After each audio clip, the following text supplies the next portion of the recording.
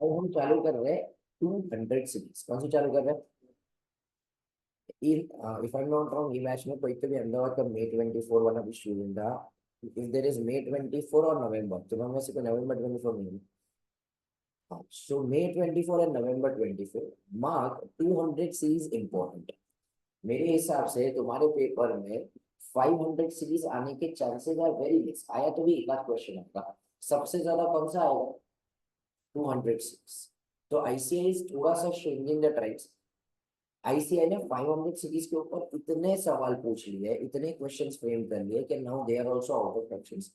And at the same time they have realise कि public 200 series और 300 series को इज्जत देता नहीं। तो वो लोग अभी धीरे धीरे धीरे, if you see the past papers, comparatively weightage comparatively क्या हो रहा है, shift towards other standards rather than 500। 700 के ऊपर वो लोग इंटैक्ट है। वो लोग चाहते हैं कि स्टूडेंट को 700 रिपोर्टिंग तो फार्मेसी वाले को आना ही चाहिए, रिपोर्टिंग आना चाहिए, कारो आना चाहिए, तो वहां पे 700 सीरीज में कोई प्रॉब्लम नहीं।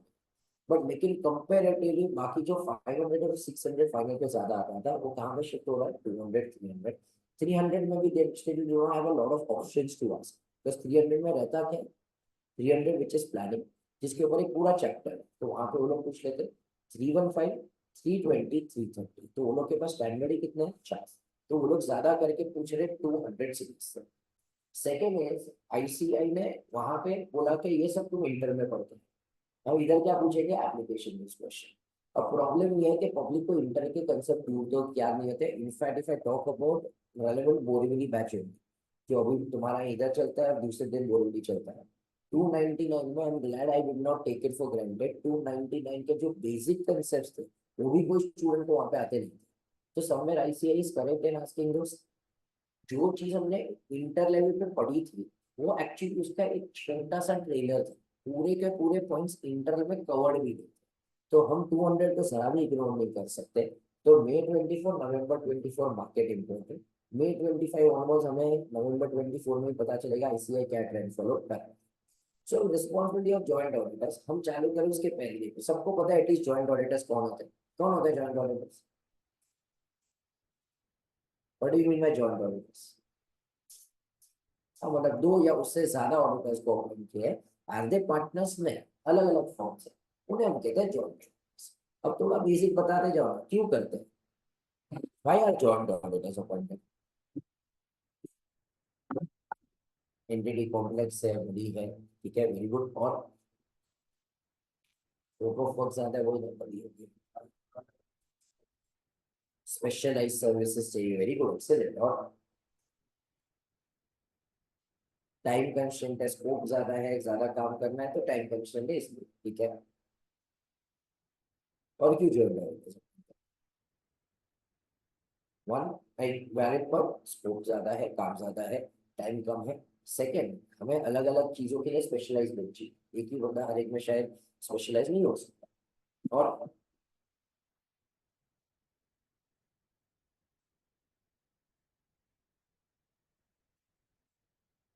बायसनेस ना हो, ठीक है, चलो देखो शेयर होल्डर्स को तो नहीं लगेगा, बस जो भी ऑडिटर है वो इंडिपेंडेंट। पर लेकिन ठीक है, ऑब्वियसली इसकी वजह से रिस्क ऑफ फ्रॉड क्या हो जाता है? कम हो जाता है, ठीक है, very good. Third valid point. चौथा, इमेजिन करो ना कि you are the owner of the company, तुम्हें क्यों ज्वाइन करना चाहिए? एक्सपर्टीज ऑफ वर्क आ है, एक्सपर्टीज वाला पॉइंट इसका होगा।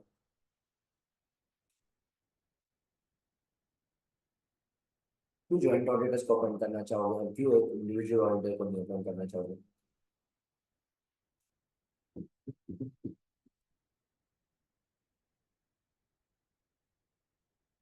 ठीक है, चलो, अगर सबको एडवांटेज नहीं आ रहा, मेरे को बताओ इसका नुकसान होगा कुछ? Can there be disadvantage? तो कॉन्फ्लिक्ट है क्या, तो क्या होगा? दोनों में से एक का मानना लगता है। चलो इसके ऊपर हम रिपोर्टिंग पे जब आएंगे, we have a detail discussion of reporting, तब उसके ऊपर चर्चा करेंगे क्वेश्चन 5 में। चलो, और क्या प्रॉब्लम है? Very good. कोई काम ऐसे हो सकता है जो नेग्लेक्टेड हो जाए, ठीक है, तो वहां पे फॉर एग्जाम्पल हो सकता है कि बराबर से डिवीजन नहीं किया तो कोई निगलेक्टेड हो जाएंगे। ऑल्सो काफी बार कैसा होता है ना, कोऑर्डिनेशन ज्यादा चाहिए। हम लोग ने समझो फॉर एग्जाम्पल, अगर से रमेश सुरेश कमलेश था, हर एक जन एक एक क्वार्टर करने वाला था, क्वार्टर फोर सबने क्या बोला था, मिलके करेंगे। तो सब अपना अपना काम कर रहे हैं, जो मिलके करने वाला काम है ना, कोऑर्डिनेट ही नहीं हो रहा है, तो हो ही नहीं रहा है। मतलब फॉर एग्जाम्पल वो कैसा ग्रुप प्रोजेक्ट होता है, तो ग्रुप प्रोजेक्ट में होता है ना, आज मैं अवेलेबल नहीं हूँ, कल ये अवेलेबल नहीं है, उससे अच्छा अपने को लगता है इंडिविजुअल प्रोजेक्ट में तो अपने टाइम पे करके खत्म करता है। तो कोऑर्डिनेट ना होने की वजह से कॉमन एरियाज ढंग से नहीं होता, very valid point.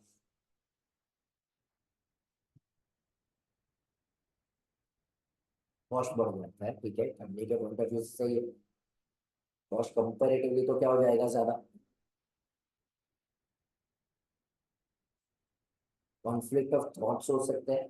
For example ROMMS जो है, भाई सबका ROMMS का क्या हो जाएगा अलग, NT जो हो जाएगा वो शायद काफी बार क्या साइड होगा अलग, तो वहां पे कॉन्फ्लिक्ट हो सकते हैं। This is the biggest problem, कि अगर सब लोग ज्वाइंट ऑडिटर्स में दोनों फॉर्म सिमिलर स्टैंडिंग के नहीं है, तो थोड़ा साइकोलॉजिकल प्रॉब्लम्स आते हैं। जो सुपीरियर फॉर्म है, जो बड़ी फॉर्म है, उसे लगेगा भाई हम जो कर रहे हैं वही सही है, छोटी फॉर्म को लगेगा भाई हम बड़ी फॉर्म के सामने कैसे ही बोले। तो lot of time psychological problem क्या आएगा, सुपीरियरिटी कॉम्प्लेक्स भी। ठीक है, तो यहाँ पे जॉइंट ऑडिट है, उसके बाद ऑब्वियसली है क्या है, एडवांटेजेस है और क्या है डिसएडवांटेजेस। पर लेकिन यहाँ पे जॉइंट ऑडिटर्स में हम लोग काम कैसे डिवाइड करते हैं, हाउ विल बी डिवाइडेड। थोड़े आंसर्स मेरे को दे दो, जो आई अंडरस्टैंड तुम्हें जॉइंट ऑडिट आता कितना है, उसके हिसाब से हम अपनी गहराई में, how can we divide the work.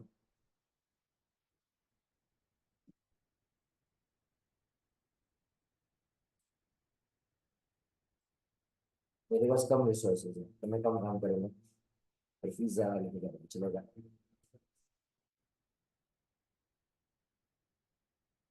Geographically कर सकते हैं, very good. For example location wise Maharashtra का एक ने किया, गुजरात का एक ने किया, दिल्ली का एक ने किया, क्या वैसा कर सकते हैं, यस। और एक्सपर्टीज ऑफ द एरिया के हिसाब से कुछ example they, expertise of the area मतलब।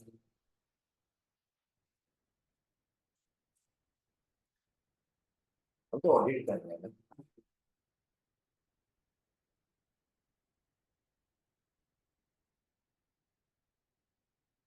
ठीक है चलो। और वेरी गुड। ठीक है, सो फॉर एग्जाम्पल कोई मैन्युफैक्चरिंग का है, कोई सर्विस का है, और कोई।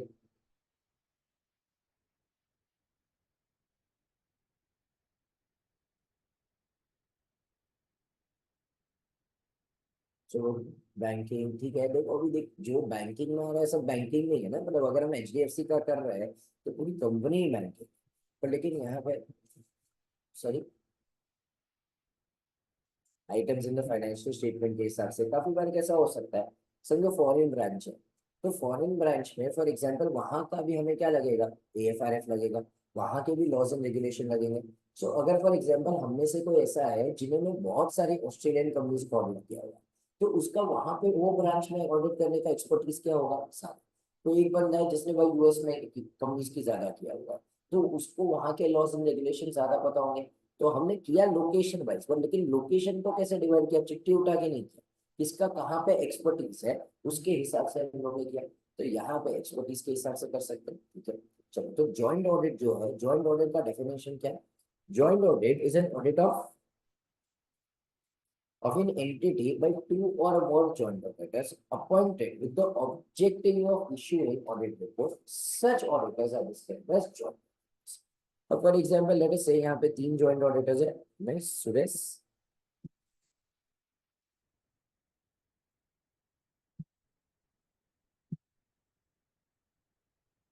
एक फॉर एग्जाम्पल कौन कौन है, रमेश, सुरेश, कमलेश। अब यहाँ पे वो लोग क्या कर सकते हैं, जैसे भी काम डिवाइड करना है डिवाइड कर सकते हैं।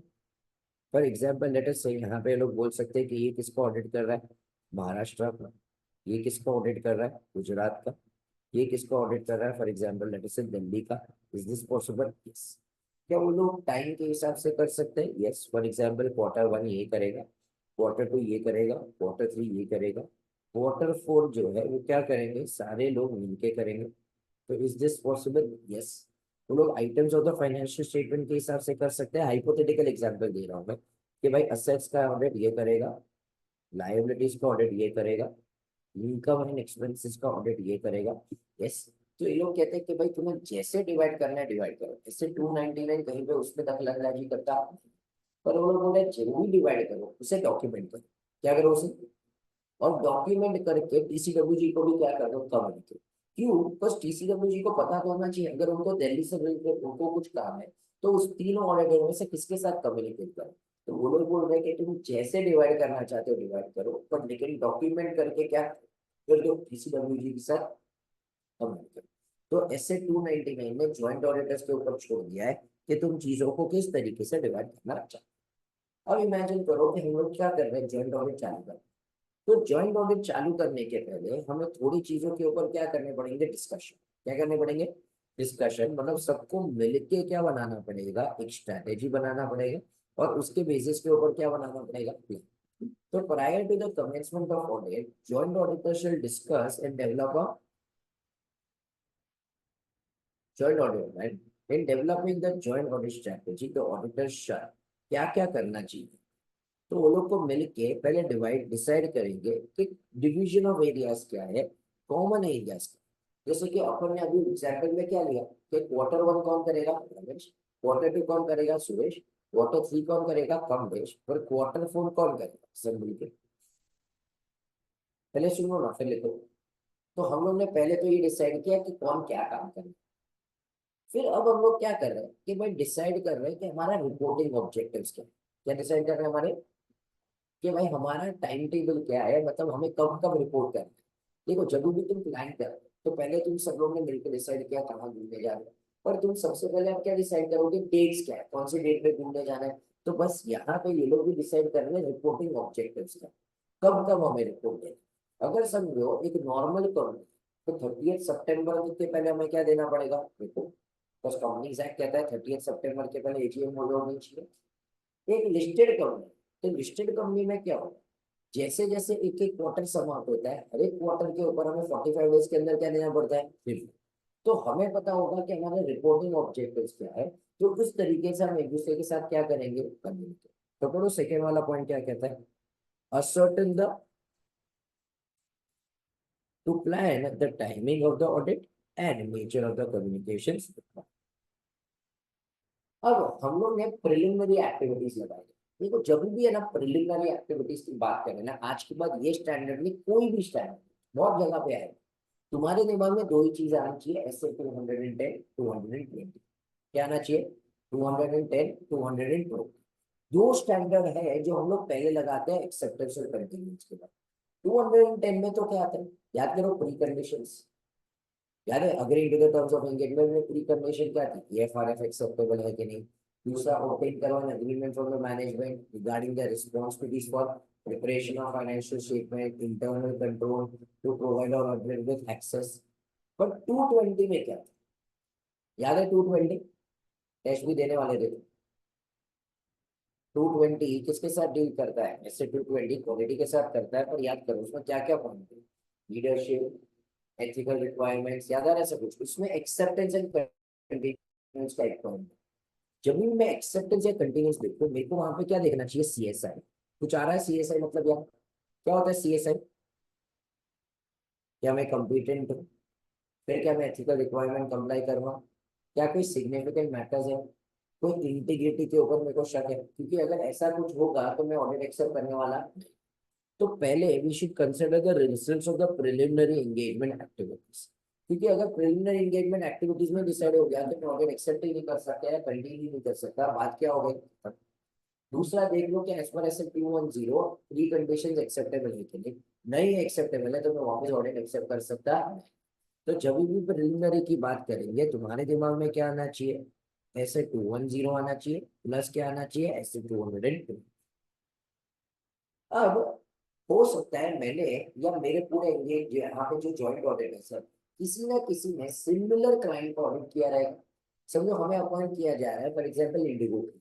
हो सकता है किसी ने पहले फॉर एग्जाम्पल अकाशा का ऑडिट किया था, सिमिलर इंडस्ट्री में किसी ना किसी का ऑडिट किया था। सो वी नो इस इंडस्ट्री में क्या प्रॉब्लम्स आते हैं, वी नो कि हम क्या एक्सपेक्ट कर सकते हैं। वो सारा नॉलेज हम यूटिलाइज करेंगे जिसके बेसिस के ऊपर हम आगे का क्या बना सके हमारा। ठीक है, तो यहाँ पे सब 3 पॉइंट अपन ने पढ़ा। पहले मैंने क्या आइडेंटिफाई किया, and common areas among the joint auditors to define the scope of the work of each joint. तीसरा हम क्या सर्टेन कर रहे हैं, to plan the timing of the audit and the nature of the communications. With तीसरा, consider the results of preliminary engagement activities and where applicable, knowledge gained on other or similar engagement performed earlier with respect to engagement partners of the entity is। यहाँ तक point को समझा। अब चौथे point में हम सब लोग क्या मिलकर डिसाइड कर रहे हैं, what is the entity of resources necessary to perform the engagement. अब रिसोर्सेज मतलब ऑडिट फॉर्म के लिए रिसोर्सेज क्या होते हैं, कितने टाइम चाहिए, कितने, फॉर एग्जांपल लेट अस से हमारी टीम चाहिए, फॉर एग्जांपल चाहे हमें एक्सपर्ट चाहिए रहेंगे, सीनियर चार्टर्ड अकाउंटेंट चाहिए रहेंगे, आर्टिकल असिस्टेंट चाहिए रहेंगे, उसे हम क्या कहते हैं, रिसोर्सेज। तो हम क्या डिटरमाइन कर रहे हैं, the entity of the resources necessary to perform the. अब जब आरओएमएस की बात आती है, हर एक जॉइंट ऑडिटर अपने हिसाब से क्या आइडेंटिफाई करेगा, आरओएमएस। हम आरओएमएस को बांटने वाले नहीं है, हर एक जॉइंट ऑडिटर जितने भी है, समझो 3 जॉइंट ऑडिटर है, तीनों जॉइंट ऑडिटर अपने हिसाब से क्या आइडेंटिफाई करेंगे, आरओएमएस। क्यों? क्योंकि अगर आरओएमएस गलत हुआ, एनटी भी क्या हो जाएगा, गलत। तो हमने सबने क्या डिसाइड किया कि भाई चलो एक काम करते हैं, खुद खुद से क्या आइडेंटिफाई करते हैं, आरओएमएस। ये जो आरओएमएस में हम दूसरे जॉइंट ऑडिटर को क्या कर देंगे, कम। बट आरओएमएस है ना, 2 लेवल के ऊपर। एक ओवरऑल फाइनेंशियल स्टेटमेंट, ये पूरे फाइनेंशियल स्टेटमेंट पे हमें क्या लिस्ट है। दूसरा, जो भी उसका अलॉटेड एरिया है, फॉर एग्जांपल रमेश को सिर्फ क्या बोला गया था, महाराष्ट्र का ऑडिट, तो वो आरओएमएस 2 चीजों के लिए ढूंढेगा, एक महाराष्ट्र के लिए और एक ओवरऑल फाइनेंशियल स्टेटमेंट। समझो यहाँ पे सुरेश को बोला था Q2, तो Q2 का आरओएमएस भी ढूंढेगा और पूरे फाइनेंशियल स्टेटमेंट के लिए भी ढूंढेगा, और उसे डॉक्यूमेंट करके दूसरे जॉइंट ऑडिटर को क्या कर देगा, कम्युनिकेट। तो हर एक जॉइंट ऑडिटर क्या कर रहे हैं, एक दूसरे को कम्युनिकेट कर रहे हैं कि पूरा फाइनेंशियल स्टेटमेंट के ऊपर आरओएमएस क्या है, और जो एरिया उनको अलॉट किया गया था उसके लिए आरओएमएस क्या है। क्योंकि उनकी जो भी एंट्री डिसाइड हो रही है किसके ऊपर डिपेंड होगी है, आरओएमएस के ऊपर। तो हमने यहाँ पे 5 पॉइंट, पहले अपन ने क्या आइडेंटिफाई किया, division of the audit areas and other common audit areas. फिर उसके बाद क्या असर्टेन किया, reporting objectives of the engagement to plan the timing and the nature of the communications required। फिर उसके बाद क्या कंसिडर किया, the results of the preliminary engagement activities and where applicable knowledge gained on other or similar engagement performed। फिर हमने क्या decide किया,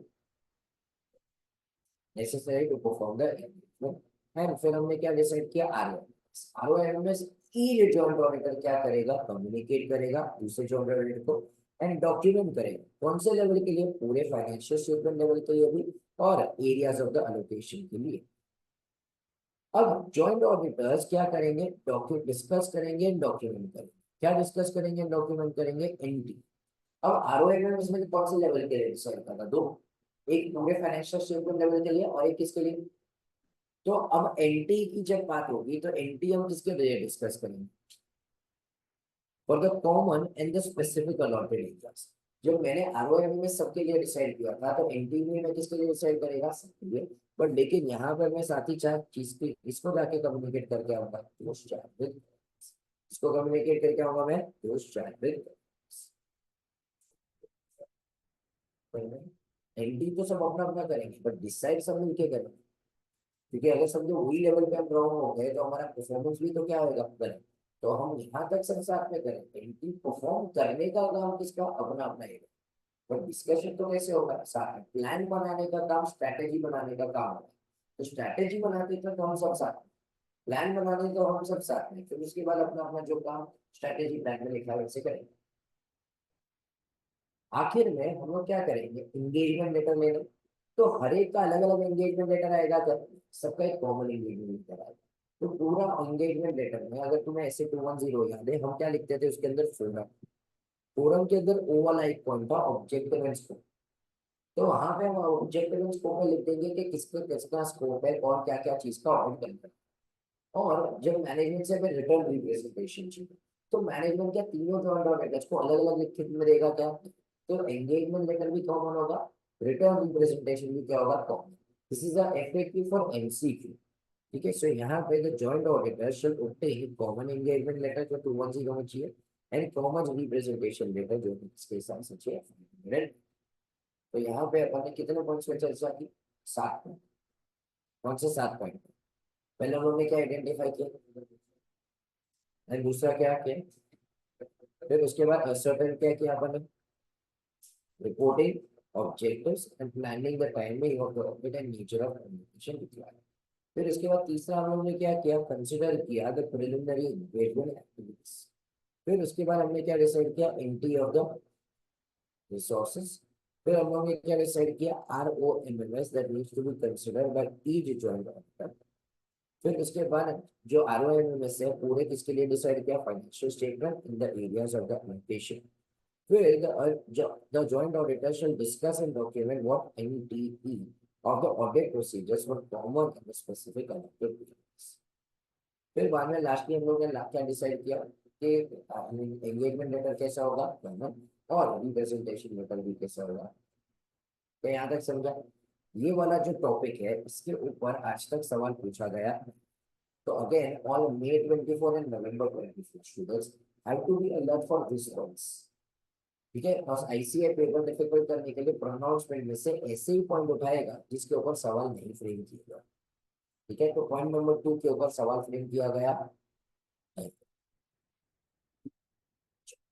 लिख लिया है सब कुछ बात है? चलो,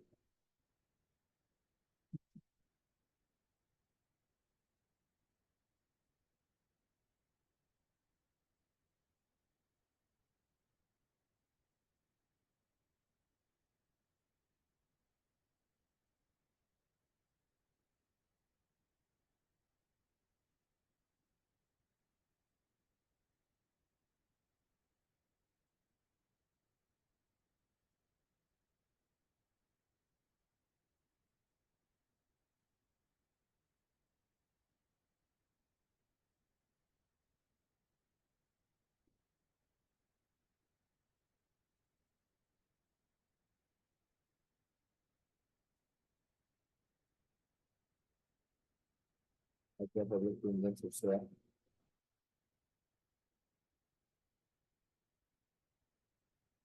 कोई बात नहीं।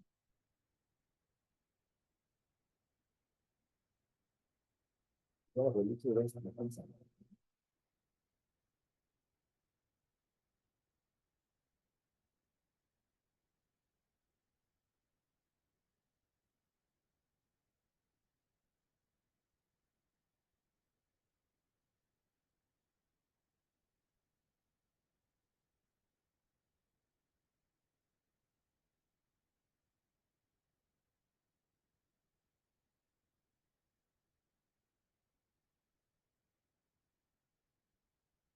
तो वही इधर JKC में टेस्ट भी होता है, वही सब्जेक्ट है।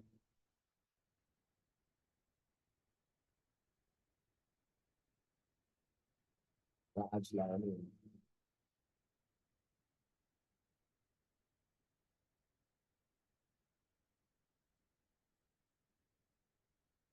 आया, नहीं दिया उसको तो पहले ऐसा तो कुछ ना। Yes, written representation done. तो यहाँ पे सिर्फ नीचे लिख दो FAQ फॉर MCQ। सो यहाँ पे this is very basic question, but still I don't know a lot of people make a mistake कि वहां पे पूछा जाता है कि एंगेजमेंट लेटर कैसे मिलेगा, सबको कॉमन मिलेगा कि इंडिविजुअल मिलेगा। तो तुम्हें सिर्फ क्या टिक करके आना है, कॉमन मिलेगा, सबको इंडिविजुअल मिलने वाला नहीं। सो केस एंड हम लोग इस तरीके से रिप्रेजेंट करते हैं कि वहां पे वो लोग को ऐसा लगता है कि भाई यहाँ पे तो हम as a student you will feel कि अलग एंगेजमेंट लेटर होना ही चाहिए। तो नहीं, मतलब वहां पे वो लोग एक केस स्टडी में क्या फ्रेम किया था कि सबका स्कोप अलग अलग था। तो one auditor was of the opinion since the scope of work is different from another joint auditor, we should have separate engagement letter and not a common engagement letter, please comment। तो एक ही रहेगा हर एक के अंदर, हर एक का क्या लिखा जाएगा, स्कोप। बस इतने ही सबको पता ही है ना कि स्कोप क्या है। सो अब इसके बाद ये अपन ने क्या पढ़ा, सबसे पहले तो क्या पढ़ा, डेफिनेशन। डेफिनेशन क्या था, joint audit is an audit of by two or more auditors appointed with the objective of issuing the audit. So such auditors are described as joint audit। फिर हम लोग ने क्या पढ़ा कि भाई हम लोग चालू करें, उसके पहले स्ट्रैटेजी और प्लान बनाते वक्त क्या सेट पॉइंट्स का ध्यान रखें।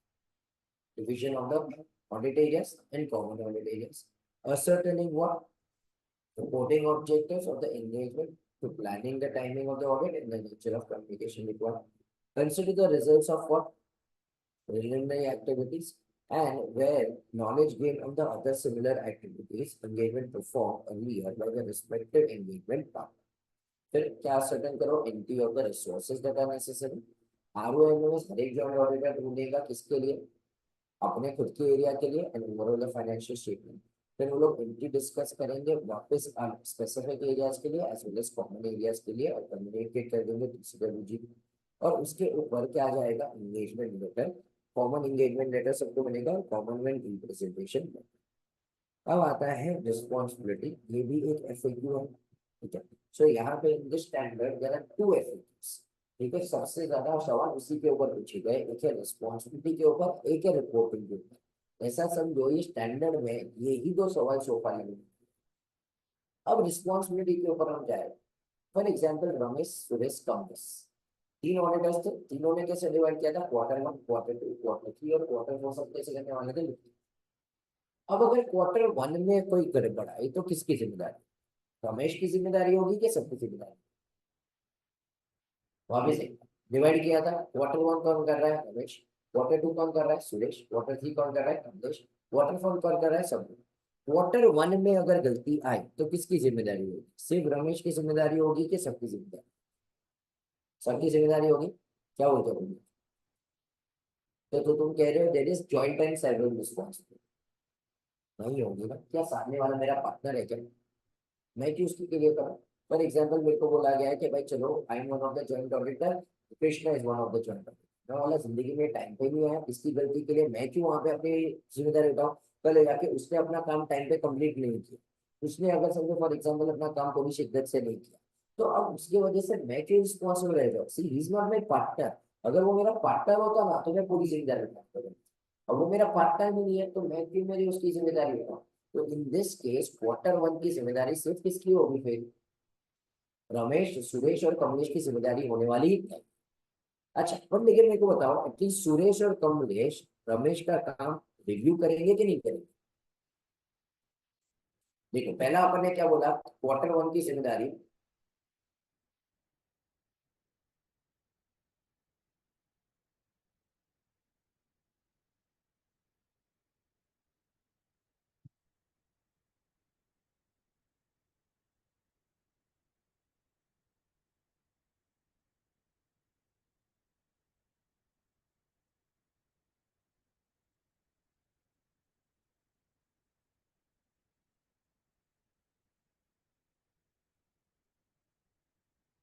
सो वापस कमिंग बैक टू दिस, हमने बोला कि रमेश की क्वार्टर वन की जिम्मेदारी है, पर सुरेश और कमलेश रमेश का काम क्वार्टर वन का रिव्यू करेंगे कि नहीं करेंगे, यस और no, everyone sitting on time, करेंगे कि नहीं करेंगे, करेंगे। तो भाई यहाँ पे अगर रिव्यू करना होता तो जॉइंट ऑडिट का फायदा ही क्या हुआ। मतलब सुरेश और कमलेश क्वार्टर वन भी रिव्यू करेंगे, रमेश और कमलेश क्वार्टर टू भी रिव्यू करेंगे, रमेश सुरेश क्वार्टर थ्री भी रिव्यू करेंगे और क्वार्टर फोर सब करेंगे। मतलब तुमने पहला स्टार्टिंग में एडवांटेज में सबसे पहले क्या बोला था, टाइम कम है, तुम बोले कि भाई काम डिवाइड करने का है, पर हर एक इंसान दूसरे का काम रिव्यू कर रहा है, तो जॉइंट ऑडिट करने का फायदा ही क्या हो। तो यहाँ पे भाई हर एक joint auditor is entitled to assume कि दूसरे जॉइंट ऑडिटर ने अपना काम पूरी शिद्दत से किया हुआ है। क्या मेरे को उसका काम रिव्यू करते बैठना है क्या, नहीं, वो भी मेरी बिरादरी का बंदा है, is a qualified chartered accountant, तो मेरे को उसका काम रिव्यू करने की जरूरत नहीं। तो every auditor is entitled to assume कि दूसरे जॉइंट ऑडिटर ने अपना काम पूरी शिद्दत से किया है। तो यहाँ पे डिस्टिंक्ट रिस्पॉन्सिबिलिटी होगी, क्या होगा यहाँ पे, तो जहां पे भी स्कोप डिवाइडेड है वहां पे there is a distinct responsibility. Also, each auditor is entitled to assume that other joint auditor has discharged his responsibility regarding the allotted work. मेरे को उसका काम रिव्यू करने की कोई भी जरूरत नहीं। But there are certain cases जहां पे joint and several responsibility होगी। क्या जहां पे क्या होगी, joint and several responsibility होगी। कहाँ पे joint and several responsibility होगी, जहां पे काम को मैं डिवाइड नहीं किया है या तो जहां पे काम डिवाइड नहीं हो सकता, क्या याद रखोगे, जहां पे काम डिवाइड नहीं किया, या तो जहां पे काम नहीं डिवाइड हो सकता। ठीक है, फॉर एग्जाम्पल हम बोलेंगे names, audit work which is not divided, for example Q1, Q2, Q3, Q4 क्या हमने डिवाइड किया था? नहीं। तो Q4 जब डिवाइड ही नहीं किया तो यहाँ पे सबकी जिम्मेदारी क्या होगी? जॉइंट। तो एक बंदा चेक कर रहा था कि चार सारे तीनों तीन बंदे कर रहे थे, तीनों तीन, तो Q4 में क्या हो जाएगी? Joint. Decision taken by all auditors in respect of anti, याद करो, और एंटी सब लोग मिलकर डिसाइड कर रहे थे, कॉमन एरिया के लिए भी, स्पेसिफिक अलॉटेड एरिया के लिए। तो एंटी एक बंदे ने डिसाइड की थी कि सबने मिलकर डिसाइड की। तो भाई अगर उसके अंदर गड़बड़ आई तो एक की जिम्मेदारी होगी कि सबकी जिम्मेदारी होगी? सबकी होगी। फाइनेंशियल स्टेटमेंट एएफआरएफ के हिसाब से ये मैं डिवाइड ही नहीं कर सकता। अरे मैं थोड़ी करूंगा, रमेश तो अकेला देखना है एएफआरएफ कंप्लाई हो रहा है कि नहीं, जो बंदा जो ऑडिट कर रहा है उसको वहां पे देखना है एएफआरएफ कंप्लाई हो रहा है कि नहीं। अगर रमेश अगर सबको महाराष्ट्र देख रहा है तो वो महाराष्ट्र में देखेगा एएफआरएफ कंप्लाई हो रहा है कि नहीं, कोई गुजरात देख रहा है तो गुजरात के फाइनेंशियल स्टेटमेंट देखेगा एएफआरएफ कंप्लाई हो रहा है कि नहीं। क्या मैं ये डिवाइड कर सकता हूँ? तो एएफआरएफ के हिसाब से फाइनेंशियल स्टेटमेंट है, ये चीज मैं डिवाइड कर सकता नहीं हूँ, इसलिए यहाँ पे मेरी कौन सी रिस्पॉन्सिबिलिटी होगी? चेक। तो पहले एन से क्या बोला अपने ऑडिट ऑफ विचेस, फिर ए से क्या बोला decision taken by all auditors in respect of, फिर उसके बाद क्या बोला अपने presentation and disclosure of for, as well AF, and say matters which are brought to the notice of joint auditor by any one of them. For example, Ramesh क्या check कर रहा था यहाँ पे? असेट्स। रुक जो मैं वापस लिखने का टाइम देता हूँ। यहाँ पे रमेश क्या चेक कर रहा था? असेट्स। सुरेश क्या कर रहा था? लायबिलिटी। कमलेश क्या कर रहा था? Income and expense. अज्यूम करो क्रोमा का ऑडिट कर, कमलेश ने देखा कि भाई यहाँ पे एक्सपेंसेस वो जब चेक कर रहा था तो उसने देखा कि क्रोमा में सीसीटीवी खरीदे गए। क्या खरीदे गए? तो उनके लिए एक्सपेंडिचर है, कुछ उनके लिए परचेज, तो उनका ये आइटम है वो स्टॉक बेच दे। पर इस बार उसने देखा कि एक्चुअली ना नया स्टोर बनाया गया था, नए स्टोर के लिए 500 सीसीटीवी खरीदे थे। अब ये जो 500 सीसीटीवी क्रोमा ने अपने खुद के स्टोर के लिए, वो परचेज में जाएंगे कि फिक्स्ड एसेट में जाना चाहिए?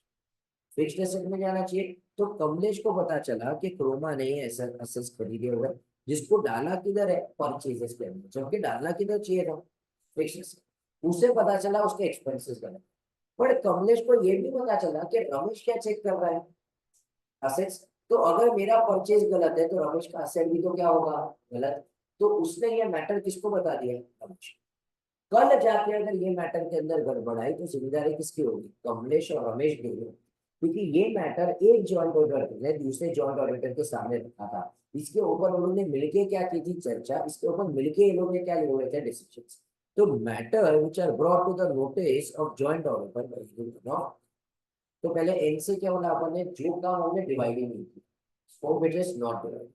फिर बाद में यहाँ पे ए से बोला कि जो एंटी है सबने मिलकर डिस्कस की थी, तो सबकी क्या होगी? जॉइंट। ये वाले वाला काम तो मैं वहां पे डिवाइड कर सकता। फिर उसके बाद एंड से हम लोग क्या बोल रहे हैं? Matters which are brought to the notice of joint auditor by any one of them.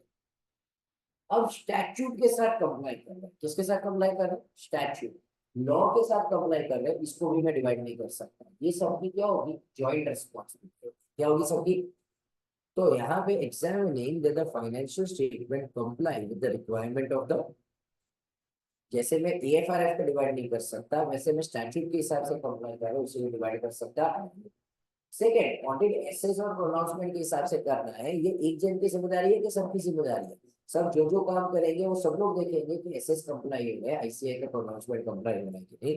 तो यहाँ पे सबकी क्या आ जाएगी? Joint responsibility. तो जॉइंट रिस्पॉन्सिबिलिटी किधर होगी? जहाँ पे क्या होगा? नेम्स। एन से क्या बोला अपन ने? सबसे पहले audit work which is not divided. फिर ए पॉइंट से क्या बोला अपन ने? Decision taken by all auditors in respect of. फिर ए टू से क्या बोला? Presentation and disclosure of financial statement as per. फिर एम से क्या आ जाएगा? Matters which are brought to the notice of one of them, examining that the financial statement comply with the requirement of statute and ensuring that the report complies with the essays in the management issued by IC. Has everyone understood this? So ये हमारा क्या होगा? Joint and several responsibility. तो ऐसे तो जहां जहां scope divided है हमारी कौन सी रिस्पॉन्सिबिलिटी है? डिस्ट्रिक्ट। पर हर एक जॉइंट ऑडिटर अज्यूम कर सकता है कि दूसरे जॉइंट ऑडिटर ने अपना काम कैसे किया है? पूरी शिद्दत से किया है। पर यहाँ पे नेम्स के केस में क्या हो जाएगी? ये सोफा देख लो वहां से, और वहां पे ये बीच में ये वाला पॉइंट थोड़ा वापस प्रिंट हो गया, इसे कैंसिल कर सकते हो।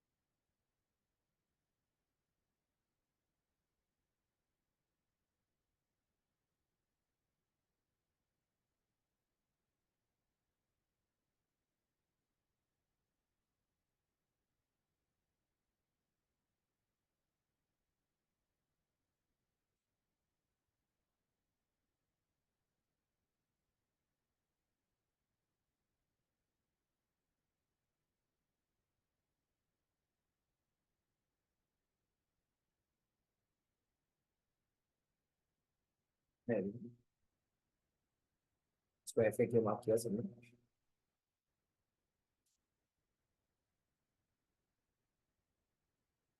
सो हमने यहाँ पे क्या पढ़ा, सबसे पहले डेफिनेशन पढ़ा। क्या definition? Joint audit is an audit of any entity by two or more such auditors are described as, sorry, appointed with the objective of issuing such auditors are described as joint auditors. हम audit चालू करें उसके बाद strategy और planning stage पे 7 point के discussion करेंगे।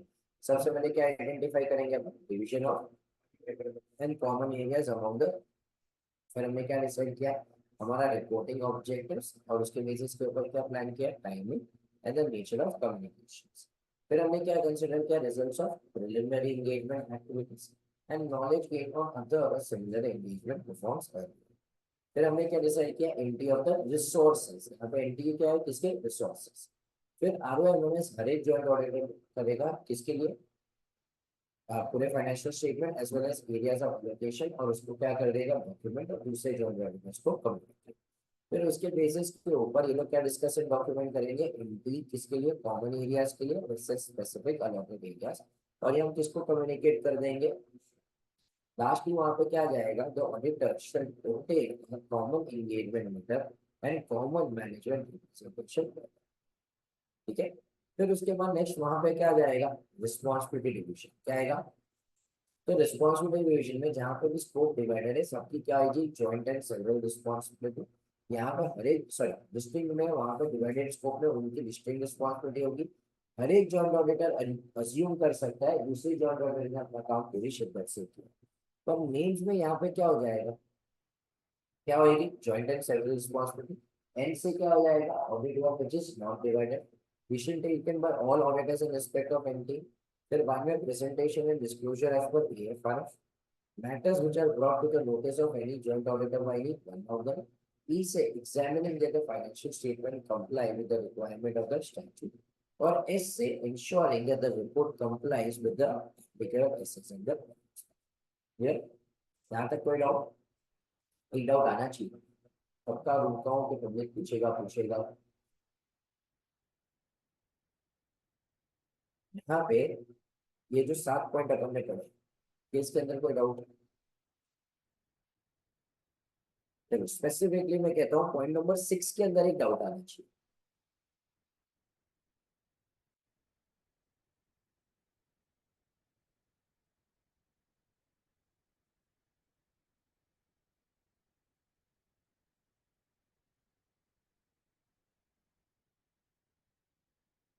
Video setting online point number 6 के अंदर एक डाउट आना चाहिए, तो डाउट आ रहा है?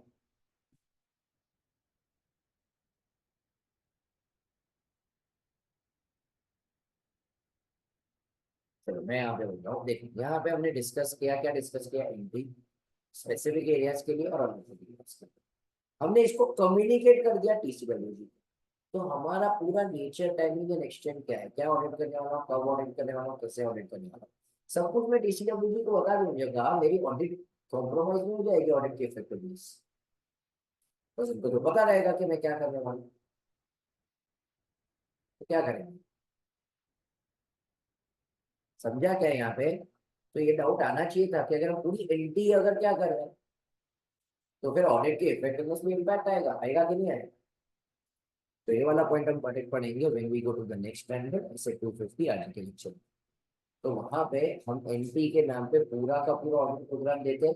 नहीं। क्या देते हैं? हम देखते हैं 250 में, 250 का नाम क्या है? कम्युनिकेशन विद दोस्त chat with governance, sorry my mistake, 260 communication with दोस्त चैट विद गवर्नेंस। तो वहां पे हम देखेंगे कि क्या कम्युनिकेट करते हैं, बट मैं पूरा ऑडिट प्रोग्राम उनको देने वाला नहीं हूँ। एटलीस्ट तुम्हें समझना चाहिए। इसका पॉइंट अपन ने एक बार कहाँ पे किया था, क्वालिटी कंट्रोल 230 के अंदर। पर लेकिन इतना वहां पे भी अगर तुम देखोगे मैंने एक वर्ड लिखा है, नहीं क्या? तो आज अपन 260 में पढ़ेंगे कि क्या क्या डिस्कस करें। यहाँ तक समझा समझो? अब हमें क्या करना चाहिए? कोऑर्डिनेट करना चाहिए। वापस question number 4 is not asked. क्या question number 4 is not asked? देखो question 2 is not asked, 4 is also not asked. क्यों मैं ये तुम्हें मार्क करवा रहा हूँ? बस मेरे को लगता है जो जो चीजें नहीं पूछी गई है आईसीआई वही पूछे। मैंने ये चीज पहले भी तुम्हें इन्फॉर्म की थी। आईसीआई को लगता है कि students have shifted towards scanner. What is scanner? Past paper का मतलब। उसके अंदर ये सारे सवाल नहीं होते। ऐसे अभी तक भाई ये तुम उनको बिकॉम जैसा ट्रीट कर सकते हैं। तो वो लोग प्रोनाउंसमेंट से ऐसे पॉइंट निकाल रहे हैं जो बहुत बेसिक है, बहुत इजी टू डू है, पर लेकिन अनफॉर्चुनेटली स्कैनर के अंदर मिलने वाले नहीं है, इसलिए स्टूडेंट्स को पेपर क्या लगेगा, डिफिकल्ट। तो टू वाला पॉइंट देखो, तुम अज्यूम करो तुम्हारे पेपर में अचानक से ये वाला पॉइंट आया कि prior to commencement of audit joint auditor shall discuss and develop plan.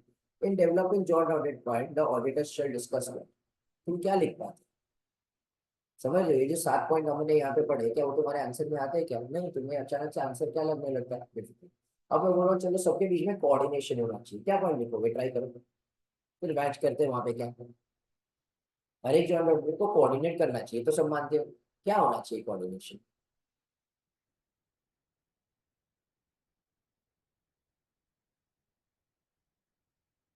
बोलो तो ये कुछ तो ट्राई करो, एक पॉइंट आना चाहिए। कम्युनिकेशन होना चाहिए, ठीक है। कौन से पॉइंट के ऊपर communication? Coordination itself is communication.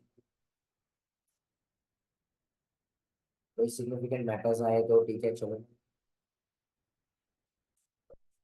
Very good. अगर कोई एक चीज दूसरे के एरिया को अफेक्ट कर रहा है, जैसे कि अपन ने एग्जांपल लिया था वो क्रोमा वाला, तो यस, अगर सभी दूसरे के रिस्पॉन्सिबिलिटी को अफेक्ट कर रहा है तो हम क्या करेंगे? कोऑर्डिनेट। चलो, सो हमें किस किस चीज के ऊपर कोऑर्डिनेशन करना चाहिए? पहला वाला पॉइंट जो इसने बोला, relevant to the areas of responsibility of other joint auditor. जो अपन ने किसका एग्जांपल लिया? क्रोमा का। या हमें ऐसा कोई लग रहा है कि तो मैटर है जिसके ऊपर सबका अटेंशन चाहिए, तो जिसके ऊपर सबका क्या चाहिए? अटेंशन। मतलब फॉर एग्जाम्पल इसने जो सिग्निफिकेंट मैटर बोला वो ये वही हो सकता है। फॉर एग्जाम्पल जिसकी वजह से हमारे आर्मी के ऊपर इम्पैक्ट आ सकता है। तो हमें लग रहा है कोई ऐसा एरिया है जिसके ऊपर अटेंशन चाहिए, तो मैं दूसरे को कोऑर्डिनेट करूंगा। या कोई ऐसा मैटर है जिसके ऊपर मुझे क्या लग रहा है, क्या चाहिए? डिस्क्लोजर चाहिए, तो मैं दूसरे जॉइंट ऑडिटर से कम्युनिकेट करूंगा। ऐसा कोई मैटर है जिसमें मेरे को लग रहा है हमें सबके मिलके क्या करना चाहिए? डिस्कशन, तो मैं क्या करूंगा? अगर मेरे को लग रहा है हम सबको मिलके इसके ऊपर क्या लेना चाहिए? जजमेंट लेना चाहिए, तो मैं वापस क्या करूंगा? तो कौन से मैटर्स को मेरे को कोऑर्डिनेट करना है? सबसे पहले क्या बोला आपने? relevant to the areas of responsibility of, फिर उसके बाद क्या बोला अपन ने, रिजर्व दिया, फिर उसके बाद क्या बोला अपन ने, फिर उसके बाद रिक्वायर डिस्कशन या तो एप्लीकेशन ऑफ जजमेंट। ये इतना सिंपल 5 पॉइंट है ना, but I don't know public को क्यों याद नहीं रखते। तो मैंने एक बार कोड बना के रखा है डीजे का। मेरा सजेशन ये है कि कोड वर्ड मत यूज करो इतने ज्यादा, वरना इतने याद रहने वाले नहीं है। जहां जहाँ पे रेलिवेंट है ना, फॉर एग्जाम्पल 505 में जब मैनेजमेंट कंफर्मेशन नहीं भेजने देता था, तो हम बोलते थे मैनेजमेंट से पाई पाई का हिसाब लेंगे। मैनेजमेंट एक्सटर्नल कंफर्मेशन नहीं दिया तो हम बोलते थे कि सॉरी रिटर्न रिप्रेजेंटेशन नहीं दिया तो हम बोलते थे हमें डर लगेगा। हम आंसर्स को याद ही ऐसे करते थे, उतने कोड वर्ड्स याद रखना पॉसिबल है। After a point of time ज्यादा कोड वर्ड याद रहने वाले नहीं। और जिसको नहीं याद रहता है वो लोग क्या यूज कर सकते हैं, डिजिटल। क्या है डिजिटल? सबसे पहले डी से हम लोग क्या होंगे, जहाँ पे डिस्कशन शीट, जे से जहाँ पे सबको मिलके क्या लेने पड़ेंगे, चेक। फिर डी से जहाँ पे डिस्क्लोजर चाहिए, अटेंशन चाहिए, क्या रेलेवेंट है तो areas of responsibility of other check. अब जब मेरे को एक कम्युनिकेट करना है, कैसे कम्युनिकेट करूंगा? राइटिंग में कम्युनिकेट करूंगा। कि कल जाके कोई मेरे को ना बोले कि भाई तूने मेरे को कम्युनिकेट ही नहीं किया था, तो राइटिंग पे करूंगा। कब करूंगा? Obviously prior to the completion of audit. क्योंकि कंप्लीट हो गया ऑडिट, उसके बाद कम्युनिकेट करने का क्या ही फायदा। तो इसको हम कम्युनिकेट करेंगे, कब कम्युनिकेट करेंगे? Prior to the completion. कैसे कम्युनिकेट करेंगे? अब ये लोग बोल रहे हैं भाई कम्युनिकेट करो, पर लेकिन है ना, हर छोटी से छोटी चीज में ये लोग बोले कम्युनिकेट करने की जरूरत नहीं है। तू एज ए जॉइंट ऑडिटर, हर एक जॉइंट ऑडिटर अस्यूम कर सकता है कि दूसरे जॉइंट ऑडिटर ने अपना काम पूरी शिद्दत से किया, स्टैंडर्ड ऑडिटिंग, ये अपन ने ऑलरेडी ऊपर की कवर। बट सेकेंडली हम यहाँ पे अस्यूम कर रहे हैं कि अगर दूसरे जॉइंट ऑडिटर को ऐसा कुछ मिला कि जहाँ पे एएफआरएफ कंप्लाई नहीं हो रहा है, there is a departure from AFRF, मतलब समझो for example financial reporting framework सही से कंप्लाई हो रही है, तो उस जॉइंट ऑडिटर ने उनको बता दिया। क्या मैं बार बार जाके रमेश सूरज को जाके बार बार पूछेगा अरे तेरे को एएफआरएफ का कोई डिपार्चर मिला? नहीं, उसने मेरे को नहीं बताया, मतलब आई एम अज्यूमिंग कि ऐसा कोई डिपार्चर होने वाला। सेकेंड, फॉर एग्जाम्पल उससे कोई चीज मेरे रिस्पॉन्सिबिलिटी से रेलेवेंट थी, तो उसने कम्युनिकेट किया रहेगा। नहीं बताया मतलब उसको मेरे रिस्पॉन्सिबिलिटी से रिलेटेड कुछ मिला हुआ। मतलब सूर्य दोनों को पूछते रह रहे हैं, रमेश को कमलेश को, अरे मेरी जिम्मेदारी से रिलेटेड कुछ होगा नहीं। तो ये लोग बोल रहे हैं कोऑर्डिनेशन करो, पर एक दूसरे को इतना इरिटेट करने की जरूरत नहीं है कि हर महीने लेकर भेज दे कि देखो मेरे काम से रेलेवेंट कोई चीज मिली के नहीं मिलेगी, तो सामने वाला बंदा सामने से बताएगा, वरना यू अस्यूम कि उसको तेरे जिम्मेदारी से रेलेवेंट कोई चीज मिलेगी। तो हम अस्यूम कर सकते हैं कि सामने वाले को कुछ पता चला, जिस डिपार्चर को लिखा है वो हमको बताएगा। सामने वाले को पता चला कोई भी चीज है which is relevant to the responsibility. तो कोऑर्डिनेशन में 2 पॉइंट होंगे। एक, जॉइंट ऑडिटर्स कौन से पॉइंट के ऊपर कोऑर्डिनेट करेगा? क्या बोला आपने? पीछे डन। बी से अपन ने क्या बोला लास्ट? Require discussion. या तो सबको क्या चाहिए, जजमेंट। या तो बात बी से क्या चाहिए, रिक्वायर डिस्क्लोजर। ए से क्या चाहिए, attention and relevant to the areas of responsibility of the other joint auditors. ये कब कम्युनिकेट करेंगे? Prior to the completion of audit. कैसे करेंगे? इन हर एक जॉइंट ऑडिटर अज्यूम कर सकता है दूसरे जॉइंट ऑडिटर ने अपना काम पूरी शिद्दत से किया, स्टैंडर्ड और ऑडिटिंग के हिसाब से किया। अगर कहीं को भी डिपार्चर है तो मेरे पास है तो मैं बहुत से करता है and significant observations that are relevant to the responsibility. अब हो सकता है कि हमने जो डिवीजन किया, हम लोग ने ब्रांच चॉइस किया। जैसे कि महाराष्ट्र का पूरा ब्रांच किसको दे दिया, रमेश। गुजरात का किसको दे दिया, सुरेश। और दिल्ली का किसको दे दिया, पांच।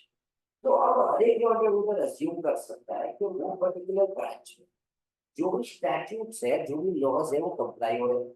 उनके जो भी रिजल्ट्स है, मतलब जो फाइनेंशियल स्टेटमेंट्स के जो भी अमाउंट प्रॉफिट एंड लॉस है, वो सारी चीजें सही है, उसको किसी को इवैल्यूएट करने की जरूरत नहीं।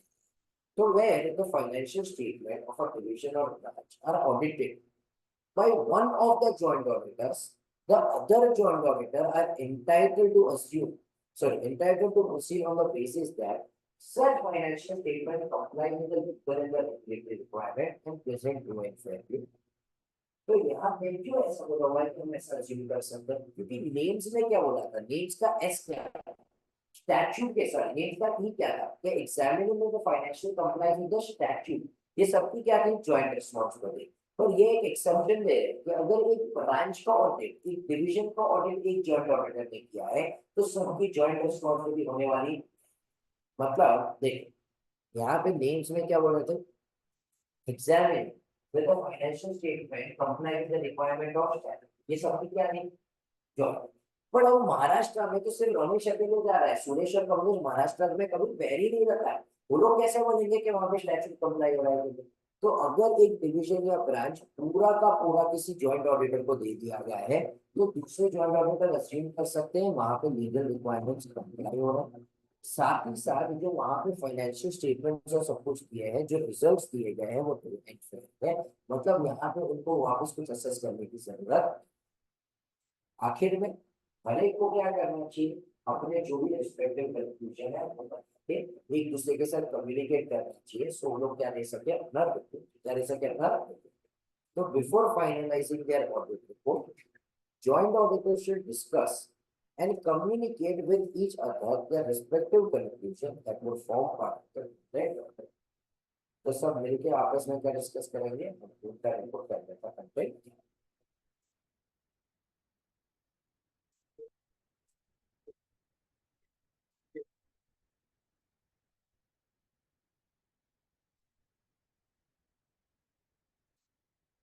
और बहुत सारे वस्तु ऐसे ही होते हैं ना, फॉर एग्जांपल अगर समझो बैंकिंग कंपनी, तो बैंकिंग रेगुलेशन है, आरबीआई है, 1934 है, तो सभी को एप्लीकेबल होगा।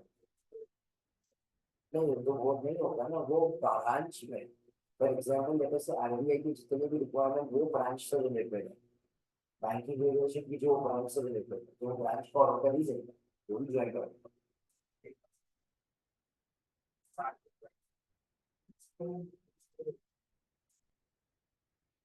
नहीं तो वही बोला, इसलिए तो एक्सेप्शन के लिए पॉइंट दिया।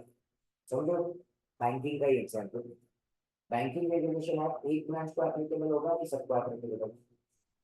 तूने महाराष्ट्र ब्रांच को ऑर्डर किया, महाराष्ट्र में बैंकिंग रेगुलेशन एक्ट कंप्लाई नहीं हुआ, अब किसकी जिम्मेदारी, कृष्णा की होगी कि बाकी के ज्वाइंट ऑर्डर की होगी? सिर्फ कृष्णा, क्योंकि मैं तो वहां पे आके चेक ही नहीं कर सकता ना कि तूने वहां पे कंप्लाई हुआ नहीं, अब मैं कैसे जिम्मेदारी लेंगे?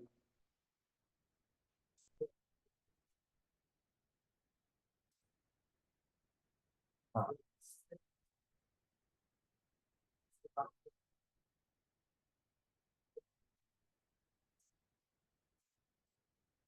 तो ये फॉलो के लिए काम हो रहा है,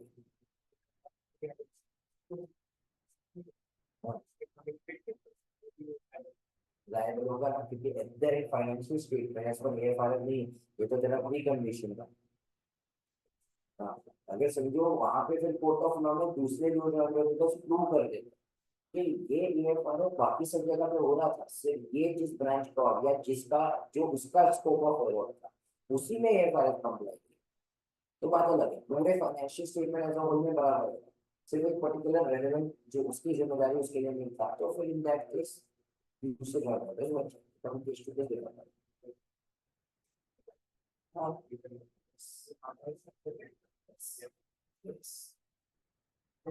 बस एकदम देखो हमारा रिपोर्ट क्या है कि फाइनेंशियल स्टेटमेंट्स है ट्रू एंड फेयर, तो ट्रू एंड फेयर हम कब कर लेंगे, एफआरएफ के हिसाब से, वरना तो मिसस्टेटमेंट हो गया, तो हमारा ओपिनियन तो पूरे के ऊपर ही है ना सच। अब आता है हमारा रिपोर्टिंग, बाकी से फिर मार्क कर दें। तो लाइक आई सेड इसमें सिर्फ दो ही क्वेश्चन पूछेगा, एक कौन सा था अपना रिस्पॉन्सिबिलिटी और एक कौन सा है रिपोर्ट। समझो यहाँ पे जॉइंट ऑडिटर्स को मिलकर क्या देना चाहिए, कॉमन रिपोर्ट। देखो एंगेजमेंट लेटर क्या आया था, कॉमन, फिर उसके बाद वहां पे वो लोगों का जो रिटर्न रिप्रेजेंटेशन था वो भी क्या था, कॉमन, ऑडिट रिपोर्ट भी कैसे होगा, कॉमन। पर लेकिन इन दिस केस ऐसा हो रहा है कि रमेश, सुरेश, कमलेश, रमेश कहना चाहता है कि भाई मैं क्या कहना चाहता हूँ, क्वालिफाइड ओपिनियन, और सुरेश और कमलेश बोल रहे हैं कि हमें लेना है एक अनमॉडिफाइड ओपिनियन, मतलब हमें लिखना है ट्रू। तो क्या होना चाहिए, तीन में से एक बोला क्वालिफाइड, बाकी के दो बोला अनक्वालिफाइड, तो क्या होना चाहिए, क्वालिफाइड, क्या होना चाहिए, दोनों। चलो वेरी गुड, एटलीस्ट याद है मेरे को, तुम्हारे बैच में तो एटलीस्ट खुशी हो रही है, बाकी के वो बोल रही थी बैच में तो सब ऐसे बोल रहे थे कि क्वालिफाइड या किसी का ये आ रहा था। हम 299 का एक तक पर्टिकुलर फीचर है कि हम एक रिपोर्ट में कितने रिपोर्ट इश्यू कर सकते हैं। एक रिपोर्ट में क्या जाएगा क्वालिफाइड, एक रिपोर्ट में क्या जाएगा अनक्वालिफाइड। तो यहाँ पे हमें मेजोरिटी बेस खेलने की जरूरत नहीं है। ऐसा भी नहीं है कि एक ने क्वालिफाई किया तो बाकी को क्वालिफाई करना ही पड़ेगा। ऐसा नहीं ना, फॉर एग्जाम्पल रमेश सुरेश को लग रहा है कि मैटर मटीरियल नहीं है, इसलिए वो लोगों ने क्या बोल दिया अनवांटेड। तो रमेश को अकेले को क्या लग रहा है मैटर क्या है मटीरियल। अब see what is material is a matter of professional judgement. हम 320 में भले मटीरियल भी पढ़ते हैं पर एट द एंड तो जजमेंट है ना। तो एक के हिसाब से मटीरियल है, दूसरे के हिसाब से मटीरियल नहीं है। तो इन दिस केस ऐसे 299 कहता है कि तुम जो रिपोर्ट इश्यू कर सकते हो। तो रमेश अपने रिपोर्ट में क्या लिखेगा क्वालिफाइड, सुरेश और रमेश अपने रिपोर्ट में क्या लिखेंगे 295। पर ऐसे 299 क्या कहता है कि भाई तुम अपने रिपोर्ट में दूसरे ऑडिटर के रिपोर्ट का रेफरेंस दो। मतलब रमेश अपने रिपोर्ट में किसके रिपोर्ट का रेफरेंस दे देगा, सुरेश और कमलेश। सुरेश और कमलेश अपने रिपोर्ट में किसके रिपोर्ट का रेफरेंस दे देंगे, रमेश। सो शेयर होल्डर्स को बताना होना चाहिए कि एक रिपोर्ट है कि दो रिपोर्ट। दो। तो हम दूसरे के रिपोर्ट का एक रेफरेंस, थोड़ा दिमाग लगाओ और बताओ कौन से उसमें देंगे, कौन से पैराग्राफ में देंगे। याद है पब्लिक को रिपोर्ट का फॉर्मेट याद है कि छोड़ा है लोगों ने। याद करो 700 में क्या था, title, addressee, auditors opinion, basis for opinion. फिर उसके बाद दो ऑप्शन थे, ईओएम में डाल सकते हो, ओएम में डाल सकते हो। फिर going concern, key audit matter, फिर other information, management responsibility, auditor responsibility, report on other legal and regulatory requirement, signature, place, date. ये चीज अगर लिखना है, रमेश लिख रहा है अपने रिपोर्ट में कि सुरेश और कमलेश ने दूसरा रिपोर्ट, सुरेश और कमलेश भी लिख रहे हैं कि रमेश ने क्या दिया दूसरा रिपोर्ट। तो ये रेफरेंस कौन से पैराग्राफ में लिखो, अदर मैटर। और कोई आंसर, ठीक है चलिए। कितने लोग कहते हैं अदर मैटर, कितने लोग कहते हैं आर वाला। भाई तो हाथ उठाओ, एवरीवन सिटिंग ऑनलाइन डालो चैट बॉक्स के ऊपर।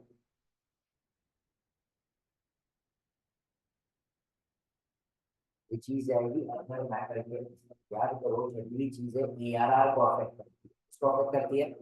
याद है ARR audit, auditors responsibility, audit report, ये मेरे रिपोर्ट को अफेक्ट कर रही है। एक रिपोर्ट है कि दो रिपोर्ट, तो हम इसको कहाँ पे डालेंगे। सो यहाँ पे रिस्पॉन्सिबिलिटी में क्या हुआ, the joint auditors are required to issue, however when the joint auditors are in disagreement with regard to the opinion, the matter should be covered. They should express a, each joint auditor with a differing opinion would be required to issue a separate opinion or a report, and reference to the other joint auditors report would be required to be made by each such joint auditor. Reference दोगे in other matter पहला सभी चीजें किसको affect होती है ARR. Auditor is not bound,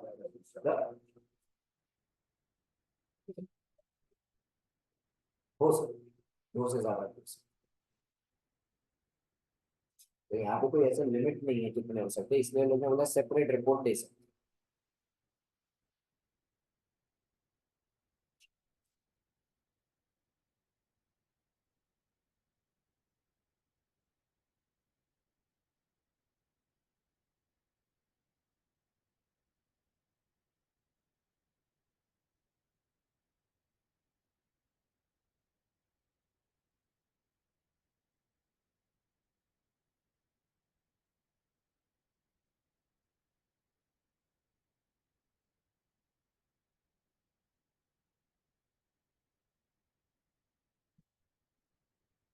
वहां पे एक पीछे पेज जहाँ पे रिपोर्टिंग खत्म है उसके बाद एक पेज है ना।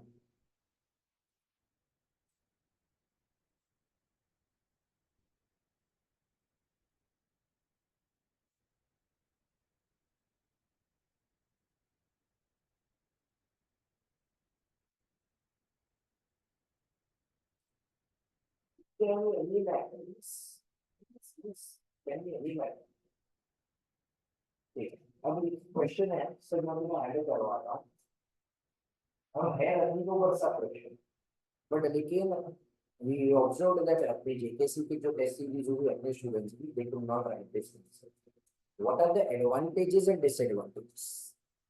ठीक है, तो स्टार्टिंग में अगर अपन ने जब चालू किया you could tell me only three advantages. ठीक है, तो है एकदम रद्दी को बरसा, पर लेकिन ऐसा रद्दी को बरसा आ गया तो भी प्रॉब्लम हो जाएगा। तो this was a very old MTP question, mock test paper question, तो हम क्या कर लेते हैं। तो सबसे पहला एडवांटेज क्या होगा, शेयरिंग ऑफ,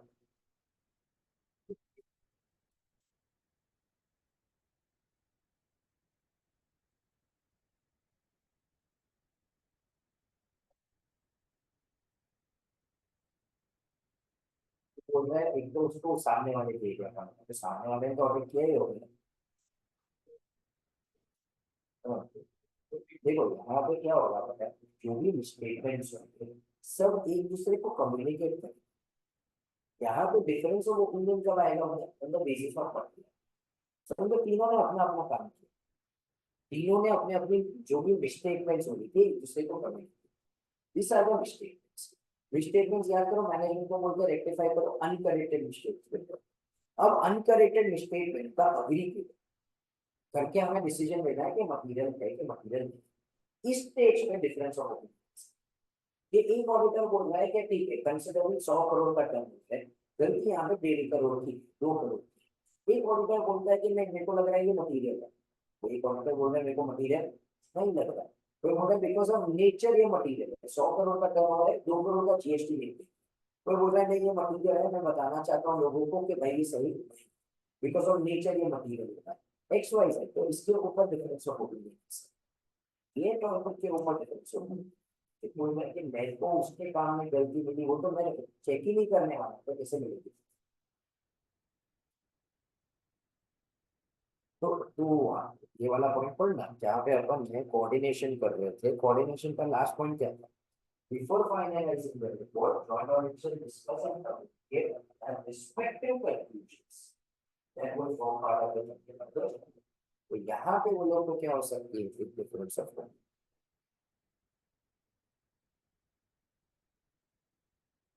सो अब एडवांटेजेस, सबसे पहले sharing of expertise, advantage of mutual consultation, workload comparatively कम हो जाएगा, क्वालिटी इंप्रूव हो जाएगी, improve services.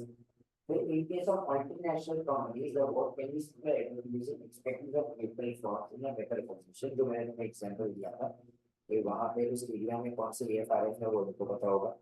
Lower staff development cost, कर सकते हैं ट्रेनिंग हम साथ में कर सकते हैं।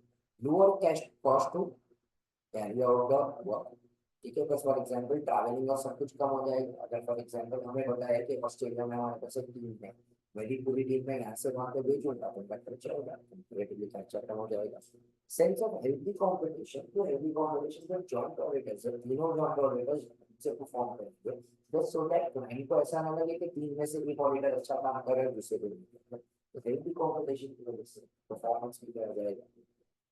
ठीक है, तो ये हमारे क्या है एडवांटेज, पहले एडवांटेज हिसाब में fix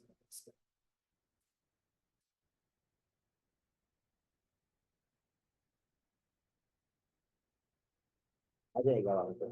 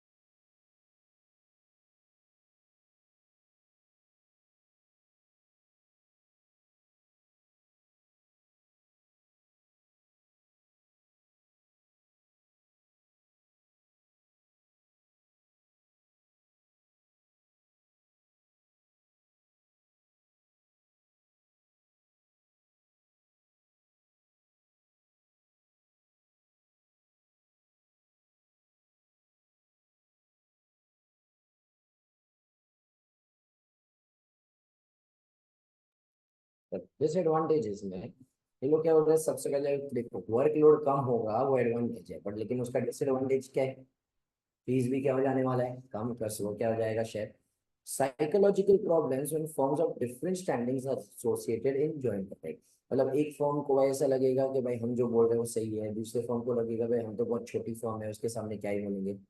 general superiority complex of some creditors, तो थोड़े कोई बड़े फॉर्म्स को लगेगा भाई सुपीरियर कॉम्प्लेक्सिटी होगा। प्रॉब्लम्स ऑफ कोऑर्डिनेशन, तो आपस में बराबर से कोऑर्डिनेशन नहीं होगा, तो जो कॉमन एरियाज है उसको हमेशा क्या कर दिया जाएगा, लेट कर दिया जाएगा। Uncertainty about the liability of work, honestly speaking ये ज्यादा नहीं होना चाहिए। ये आईसीआई ने प्रिंट करके दिया हुआ है suggested, but uncertainty about liability of work is not a problem. Why? क्योंकि हम उसको क्या करते हैं, डॉक्यूमेंट करके कम्युनिकेट भी कर देते हैं। तो we exactly know who's going to be responsible, but just because it is part of suggested हम वहां पे लिख रहे हैं, बाकी अगर तुम थर्ड लास्ट पॉइंट ना लिखो तो भी चलेगा। तो ये हमारे क्या हो गए डिसएडवांटेजेस।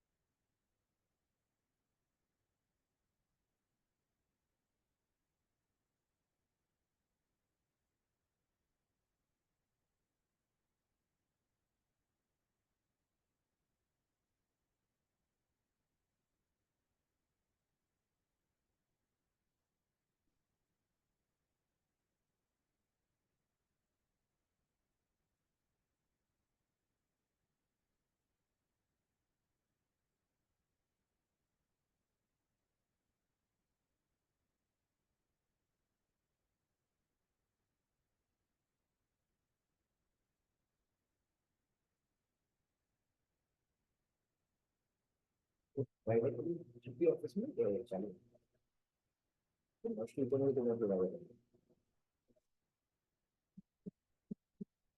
सेकंड से।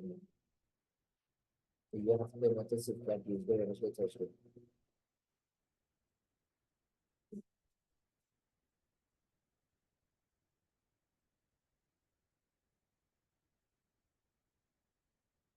तो वो अगर ऐसा तीन दिन दिया तो सब छुट्टी नहीं लगता।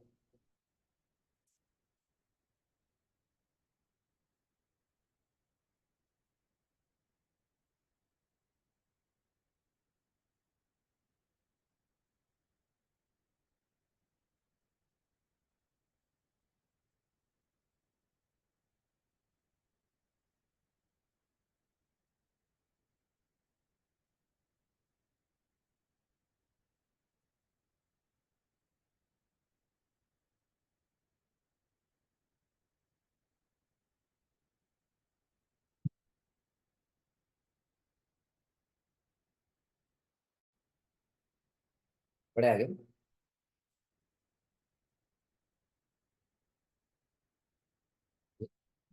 So let's move ahead with the question bank.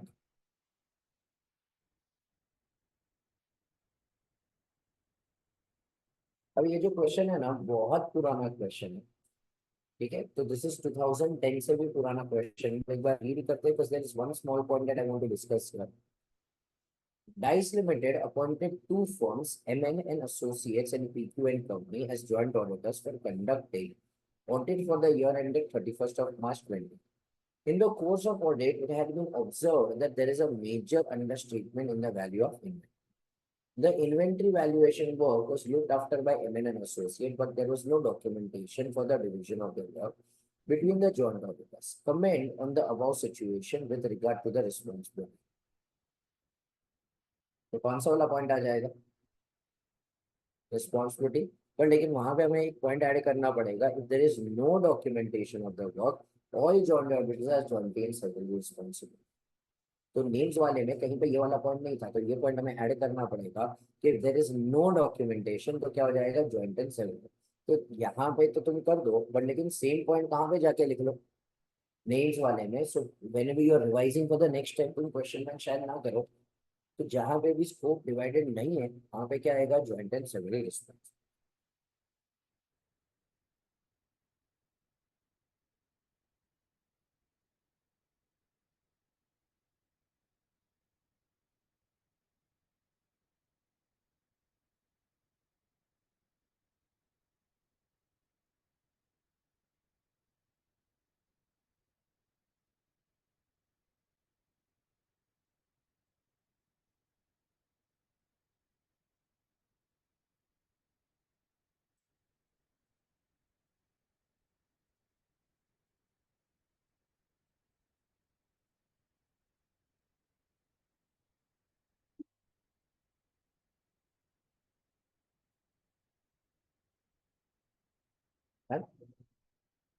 अब मेरे को यहाँ पे क्या डिस्कस करना है, दिस क्वेश्चन वापस वो लोग ने जब पूछा तो this is the answer that they return which is correct also. वो 2010 के पार वाला जो क्वेश्चन था उसमें वो लोग ने आईसीआई ने क्या स्टैंड लिया था।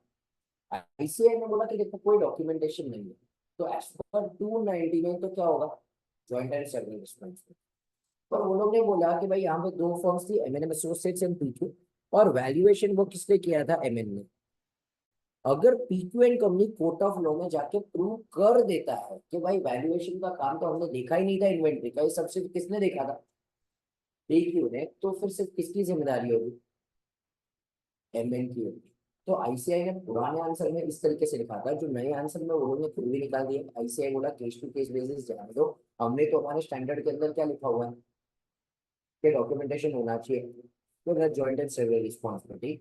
पर पुराने में वहां पे उन्होंने लिखा हुआ था कि अगर वो प्रूव कर देता है तो भाई इन दैट केस उसकी जिम्मेदारी होने वाली।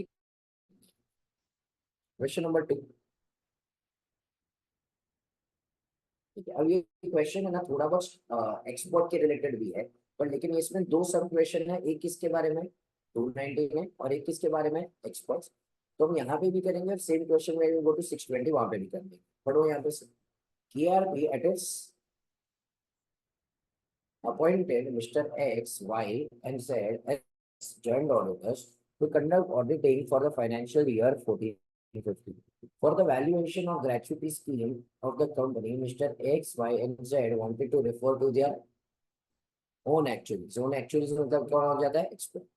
Due to the difference of opinion, all the joint auditors consulted their respective actuaries. Subsequently, major difference of was found in the actuaries report. However, Mr. X agreed to Mr. Y's actuary report, though Mr. Z did not.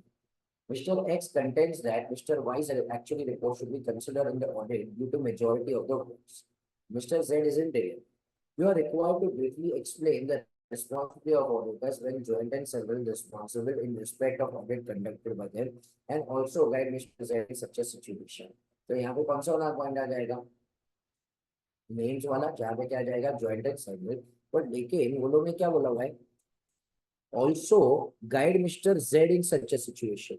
मतलब यहाँ पे देखो दो जन agree कर रहे कि report करना चाहिए, जेड इज इन डिलेमा, तो मेरे को है ना साथ ही साथ रिपोर्टिंग भी सिखाना पड़ेगा कि भाई अगर डिफरेंस ऑफ ओपिनियन है तो तुम क्या दे सकते हो, separate opinion, you are non bound by the use of majority. तो आंसर सिर्फ यहाँ पे रिस्पॉन्सिबिलिटी आएगा कि रिपोर्टिंग भी आएगा, ठीक है, this is the point which a lot of students miss, यहाँ पे आंसर रिपोर्टिंग भी आएगा। As everyone understood? एक बार के लिए रिपोर्टिंग के ऊपर स्टार मार्क कर दो ना, रिपोर्टिंग भी आएगा। सेकंड वाला सब क्वेश्चन अपने लिए फिलहाल रेलेवेंट नहीं है। Explain the responsibility of auditors in case the report made by was actually later on found to be faulty। तो वो क्या होगा, हम पढ़ेंगे 620 में। Question number 3, very simple question. P Limited is a company and its business activities are divided into three regions. The company appointed EY and Company and MK Chartered Accountant to conduct joint audit and report on the financial statement for the year 1920। The explain the relationship among the joint auditors for the audit of the financial statement। तो क्या पूछा हुआ? Relationship मतलब क्या answer देखेंगे?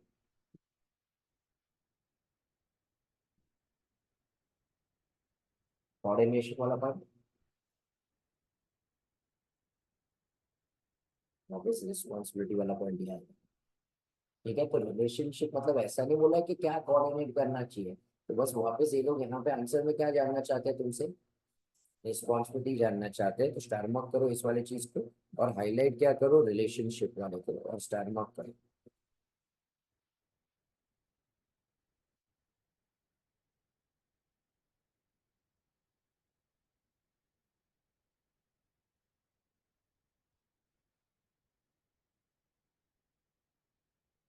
Your firm is one of the joint auditors of FMP Private Limited.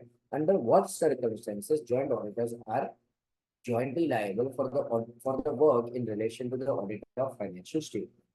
Is there any restriction on a joint auditors to communicate dissenting note differing from the majority of the other joint auditors? And in a auditors report issued under section 143 of the company। मतलब यहाँ पे वो लोग किसके बारे में बात कर रहे हैं? Is there a restriction on the joint auditors to communicate a dissenting note differing from the majority of the opinion? मतलब यहाँ पे क्या मैं अपना ओपिनियन चेंज कर सकता हूँ और दूसरे के रिपोर्ट का रेफरेंस दे सकता हूँ? Yes, of the joint auditor in the report issue under section 143। तो ऊपर वहां पे क्या बोला था, under what circumstances joint auditors are jointly liable. तो यहाँ पे दो क्वेश्चन पूछे हुए, एक ये वाला और एक ये वाला, तो दूसरा यहाँ पे दो आंसर आ जाएंगे, एक रिपोर्टिंग आएगा और एक क्या आएगा, जॉइंट ऑडिटर्स। तो वहां पे ऐड कर दो जॉइंट ऑडिटर्स रिस्पॉन्स।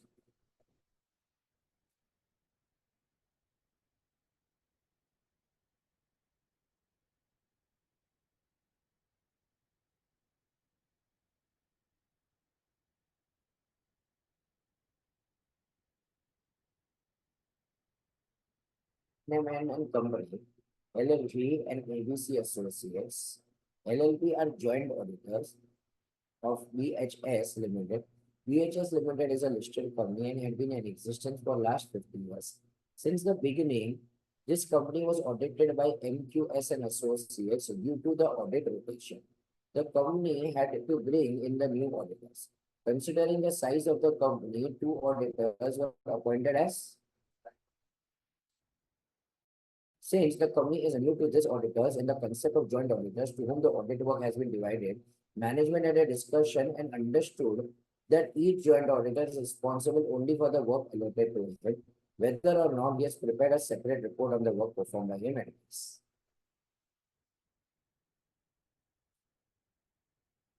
कौन सा वापस आ जाएगा? रिपोर्टिंग वाला पॉइंट आ जाएगा यहाँ पे।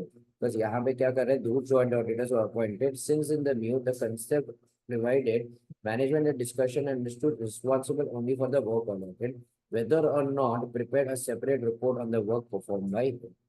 ठीक है, तो यहाँ पे क्या आ जाएगा, कौन सा वाला पॉइंट आएगा? कि नीचे का आंसर मत देखो,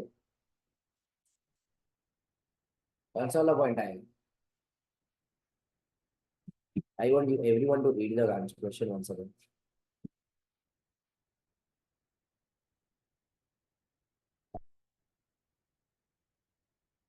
तो एक बार सब रीड करो, ऑनलाइन वाले भी एक साथ जोर से रीड करो। एन एम एन कंपनी, साथ में रीड करो, LLP एंड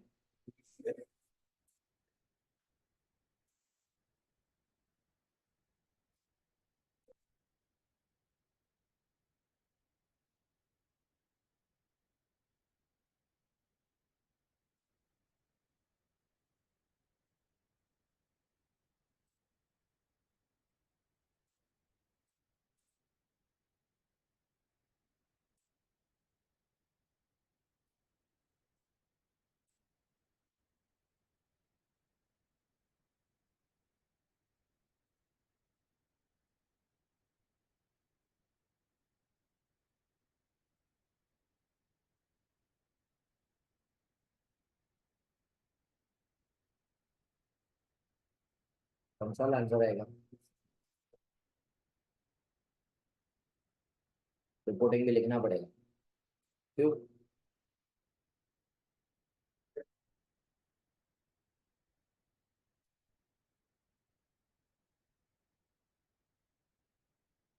और कुछ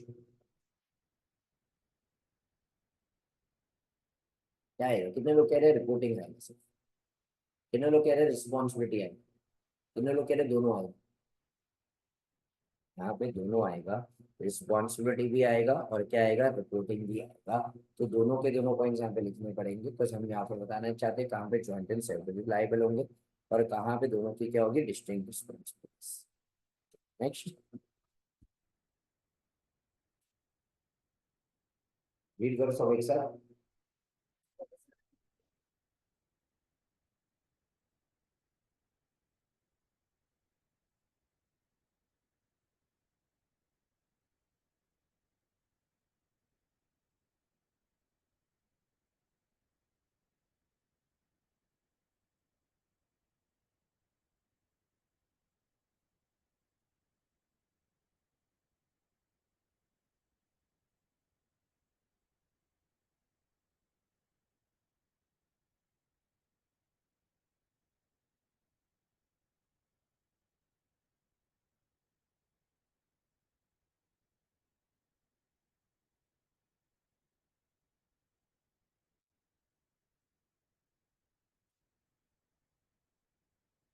तो जाओ, सब्सिक्वेंटली द फ्रॉड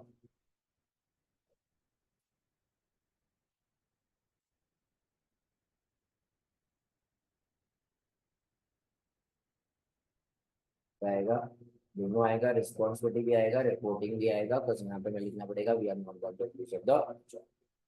ठीक है, सो यहाँ पे अगर तुम देखोगे तो दो ही आंसर बार बार लगातार पूछे, रिस्पॉन्सिबिलिटी एंड रिपोर्टिंग।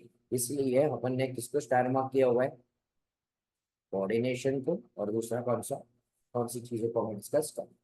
ठीक है, सो इसके साथ हमारा ऐसे 299 क्या हो जाता है, सब। ठीक है, चलो एक बार पूरा रिवाइज कर ले, तो इसके बाद एक छोटा सा ब्रेक लेते हैं। तो ये वीडियोस दे रहे यार तुम्हें, the logic of the video is कि तुम नेक्स्ट लेक्चर के ऊपर हो ना, उसके पहले इसको एटलीस्ट एक या दो बार देखना चाहिए। बट मेरे को पता नहीं तुम वीडियोस का क्या कर रहे हो, सिर्फ कंपाइल करके रखते जा रही हो, विल मेक नो सेंस।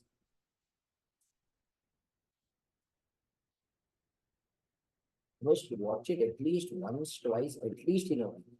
तो ऐसा होगा कि जो अपन ने किया कुछ, देखो तुम आगे जाके रिवाइज करने वाले हो तो करने ही वाले। तुम अगर अभी ये वीडियोस को एक या दो बार देखते हो ना, तो अभी जो पढ़ा है वो थोड़ा ज्यादा लंबे समय तक सस्टेन रहेगा।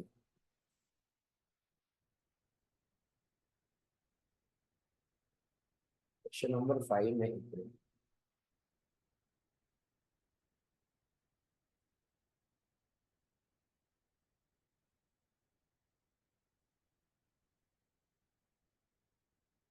हाँ company is right in that view, company का कोई प्रॉब्लम नहीं है। तो यहाँ पे हम कंपनी के ऐसा लिखे भी नहीं वाले, हम तो सिर्फ बताने वाले हैं कि उनकी रिस्पॉन्सिबिलिटीज क्या, रिपोर्टिंग रिस्पॉन्सिबिलिटीज क्या।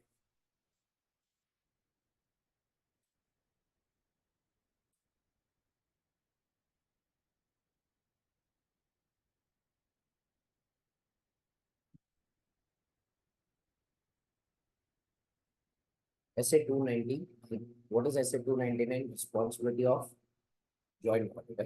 A joint audit is an audit of financial statement of any entity by two or more auditors appointed with the objective of issuing the audit report. Such auditor are described as joint auditors.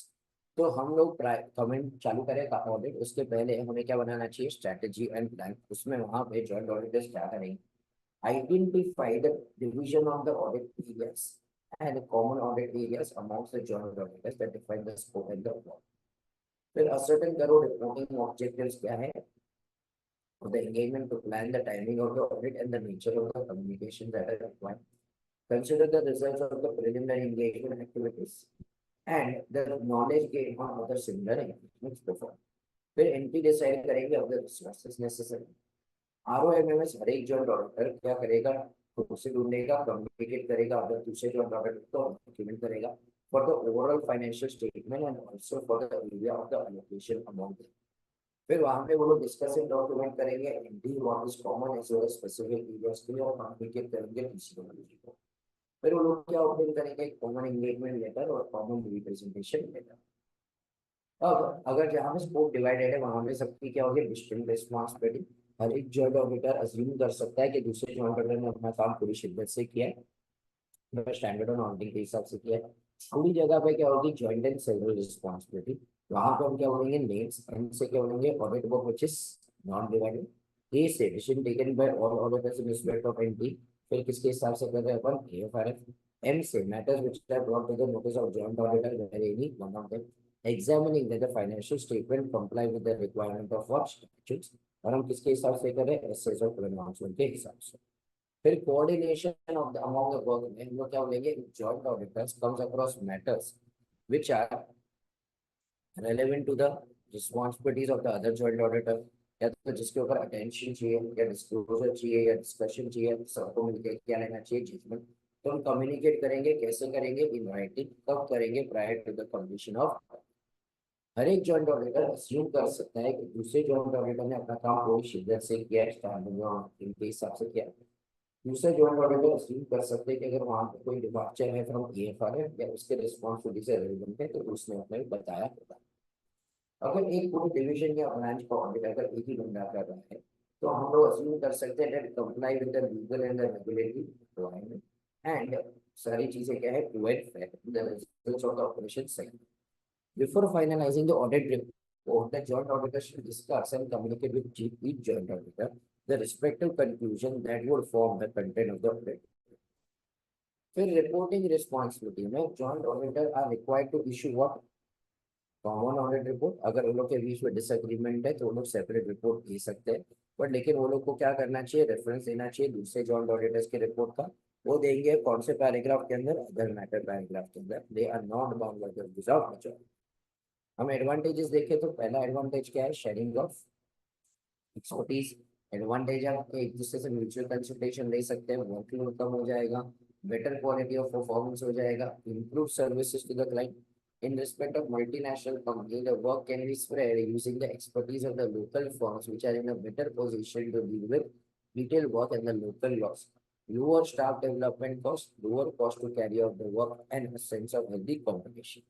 Disadvantages में सबसे पहले fees क्या हो जाएगी, share.